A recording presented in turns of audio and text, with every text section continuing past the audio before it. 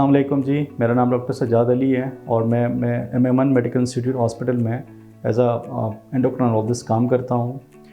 जैसे कि आप सबको पता है कि जो जनवरी का महीना है हम थायराइड अवेयरनेस मंथ मना रहे हैं और इसका मकसद ये है कि थायराइड से रिलेटेड जो प्रॉब्लम्स हैं उनकी आगाही दे सकें। तो पहले जिस तरह हमने बात की हाइपोथायरॉयडिज्म को थोड़ा सा डिस्कस किया था, आज हम बात करेंगे हाइपरथायरॉयडिज्म यानी थायराइड वो कंडीशन जिसमें थायराइड जो की काम करने की सलाहियत बढ़ जाती है। इसकी कॉमन वजूहात अगर देखें तो डिफरेंट वजूहात हो सकती हैं, जैसे कि ग्रेव्स एक कंडीशन है। इसके अलावा मल्टीनोडुलर गोइटर यानी छोटे छोटे नोड्यूल्स बनते हैं जिसकी वजह से थायराइड ज़्यादा काम करने लगता है। इसी तरह कुछ मेडिसिन्स हैं उसकी वजह से थायराइड का लेवल बढ़ सकता है।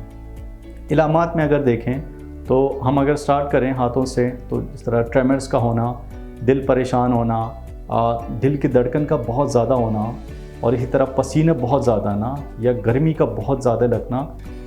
साथ में अगर हम देखें तो इन लोगों के ब्लड प्रेशर्स भी काफ़ी ज़्यादा बढ़ जाती हैं। अच्छा, आगे जाएं तो हम इन लोगों को नींद कम आती है, बहुत ज़्यादा चिड़चिड़े होते हैं, कंसंट्रेशन के इश्यूज़ होते हैं, फिर वज़न कम हो जाता है। एक बंदा अच्छा खासा खा पी रहा होता है लेकिन इसके बावजूद भी उसका वज़न कम होता जाता है। इसी तरह फिर मोशंस होते हैं, मोशन यानी पेट ख़राब रहता है इन लोगों का, यानी सब कुछ अगर इन्वेस्टिगेट करते हैं, मतलब एंडोस्कोपी कोलोनोस्कोपी भी लोगों की हो जाती है, लेकिन एंड में जब थायराइड का टेस्ट किया जाता है तब पता चलता है कि ये सिर्फ थायराइड की वजह से इतना प्रॉब्लम था। हार्ट से रिलेटेड अगर हम देखें, पैल्पिटेशंस या जो बुढ़ापे में एक चीज़ होती है जिसको हम एट्रियल फिब्रिलेशन, जिसमें हार्ट की जो रिदम है उसमें प्रॉब्लम आती है, उसकी एक बहुत बड़ी वजह हाइपरथायरॉयडिज्म है। फिर मसल्स में फटीग आती है, मसल्स की जो काम मतलब एक वीकनेस हो जाती है इसमें। तो ये कुछ मोटे मोटे इलामात हैं और इसकी एक बहुत बड़ी एक मैनिफेस्टेशन है थायराइड आई डिज़ीज़, जो कि ग्रेव्स के साथ एसोसिएशन है।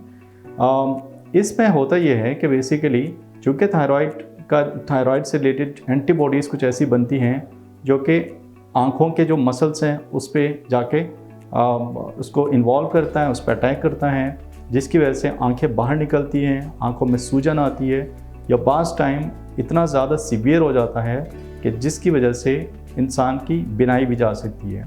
तो इस चीज़ का सस्पिशियस होना बहुत ज़रूरी है। तो कोई एक बंदा जिसकी जो कि बिल्कुल ठीक था लेकिन एकदम से आंखें बाहर निकलना शुरू हो जाएं, आंखों में सूजन आना शुरू हो जाए या बिल्कुल रेत जैसे दाने, ऐसा लगे जैसे रेत के दाने आंखों में जा रहे हों, तो ये एक थोड़ा सा इसको ज़रूर इस पर शक होना चाहिए थायराइड से रिलेटेड।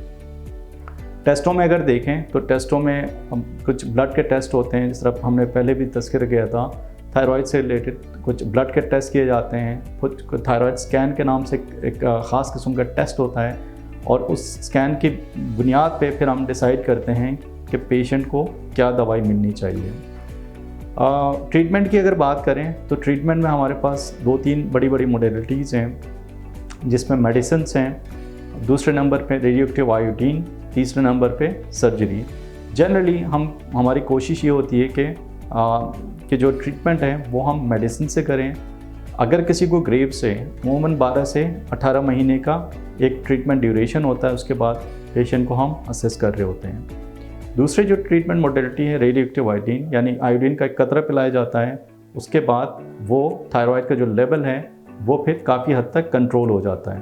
फिर तीसरे नंबर पे जब सारी चीज़ें काम नहीं कर रही हों या ऐसे हालात हों कि जिसमें हम किसी को मेडिसिन नहीं दे सकते या रेडियोएक्टिव आयोडीन नहीं दे सकते, तो उस कंडीशन में बास टाइम हम सर्जरी की तरफ जाते हैं।